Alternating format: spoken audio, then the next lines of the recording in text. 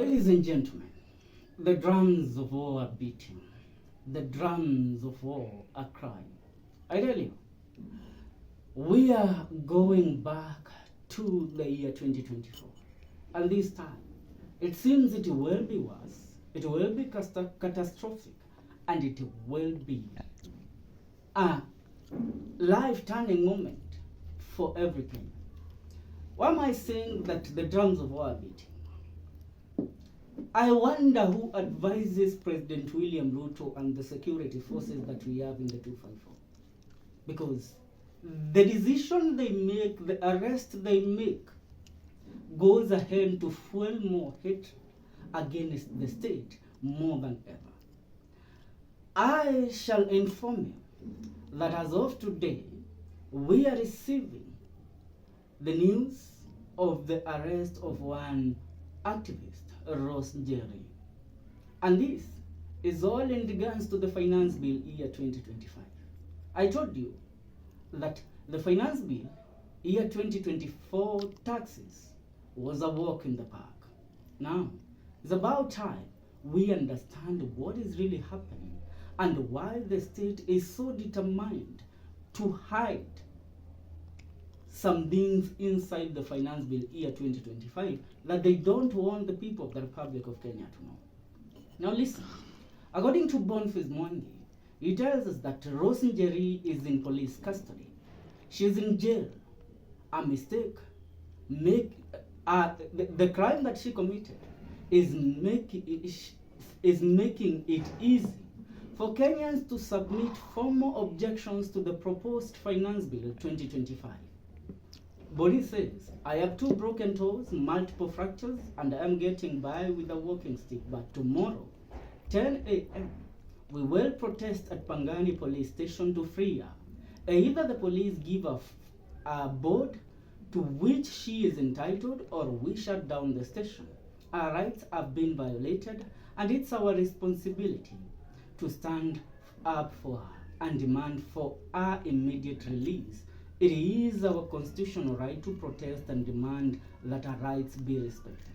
Now let's put about the rights of Rose Njeri aside. How on earth does the DCI and the National Intelligence Service come into the decision of arresting somebody for creating a platform where people will hear their opinions in regards to the Finance Bill year 2025? Why should it always be that when you bring something to us, we have to listen and we have to sing the yes sir song? No, we all aren't Kebora Kindeke. No. Rose Njeri, the greatest mistake she made is reading and breaking down the Finance Bill here 2025 to the people of the Republic of Kenya. Because one, CS of Treasury, John Mbadi, has been trying to sell a certain narrative to the people that Finance Bill year 2025 is a revolutionary finance bill that is going to change the life of every Kenyan. But inside this finance bill, it has come to our attention through the knowledge shared to us by Rose Njeri that the VAT is going to be doubled of some certain products in the country. There will be a paternity tax. A child that will be born will be taxed at some certain amount of money. Not only children, the products that have been tax-free, including products made of wheat, flour, and all that, brands, cakes, yeah, they are going to be taxed a certain amount of money. The bread that you are currently buying at 65 Kenyan shillings will be 80 Kenyan shillings. Are you together? Now that is the problem. So after breaking down this finance bill, we came to understand that the narrative sold to us by people like Dennis Itumbi, that President William Ruto in the finance bill passed the year 2025, that there will be no added tax. It was all a lie. I mean, Finance Bill year 2024 was a walk in the park in comparison to what is coming to hit us through Finance Bill year 2025. Because Rose Jerry went ahead to elaborate the Finance Bill to us. Now, she has been arrested. And I lay this question out. The president knows that even the police, the intelligence of our republic, let me tell them one thing. You know, the mistakes that you made is what fuels a revolution. In the year 2024, people were not even into the finance bill, to the reject finance bill thing. A lot of people didn't even read it. But when the dates for maandamanos were announced, a few people came into the crowd. Now, among those that came into the crowd, some certain individuals were arrested. The following day, they came into the streets.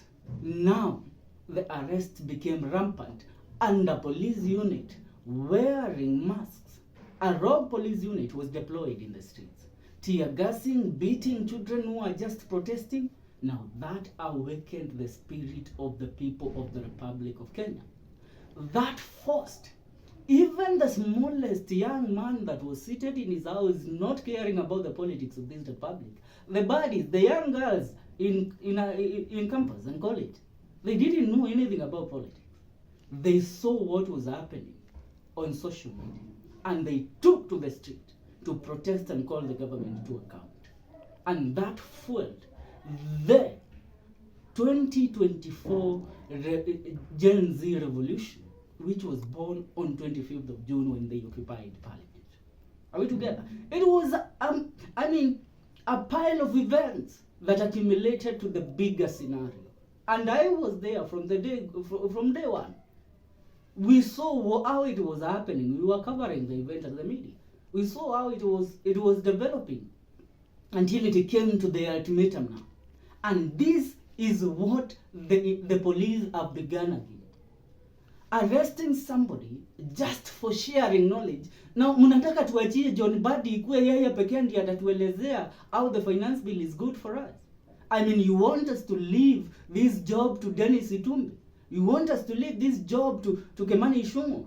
You want us to leave the explanation of, or the breakdown of the finance bill year 2025 to Oscar Sudi, a class 3 dropout, to Farouk Kibet. Those are the people you want us to leave it to.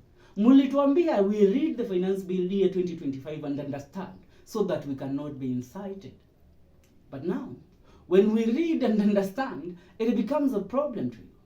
People that have the knowledge to expound it to us, you have started arresting them. It's too early. It's too early for you even to reach that point. And the police should understand. They are the one that always put the reputation of the government of President William Ruto and Professor Abraham Kithure Kindiki, on the front page of every magazine, every day, and every newspaper in the country. Because you find them, Rigathi Gachagua, after his impeachment, if they had not tried to intimidate him in any way and send goons towards him, the man would have just continued with these rants and everything online, and it would have ended there. But they forced him to come up. They cornered him and forced him to come up with a weapon that can destroy William Ruto's government. The DCP party. Are we together? The police should be accountable for that. Now, they are forcing the people of the Republic of Kenya to again retreat and start thinking, wait a minute. So, if you explain the finance bill year 2024 to us, you are being arrested. What are they hiding? I mean, we had all started buying into what Cabinet Secretary John Mbadi was telling us. Now, it seems there is something that is hidden there. Once you start rejecting finance bill year 2025, unaanza kukamatwa. And that is where they go wrong. Their cards are always misplaced. And it's high time. Even the Constitution of the Republic of Kenya puts some certain restrictions on those that gain access to the training of the police. kwa sababu huwezi kuwa ndwazi to a point that wewe mwenyewe you think you're protecting the president but you are ruining his reputation day in day out.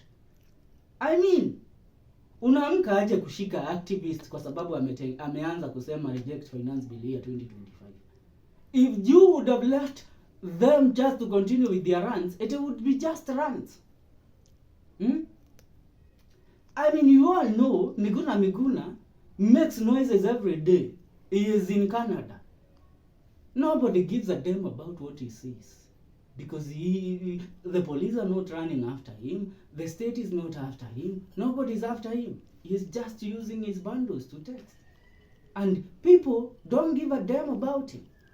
I mean, if you allow it to be like that, the way for Miguna he is always shouting, Ruto must go, and nobody cares, it would be like that for everybody. But once you start arresting people, you start awakening the demons that are sleeping in people. You start opening the eyes of the people to what you're trying to hide. What now? It's that time now, you yourself sit down and start reading the finance bill here 2025. Because at this point, I don't understand why they're trying to hide it so much. Ni hayo kwa sasa, mtazamaji na msikilizaji wa The Kenyan Daily Report.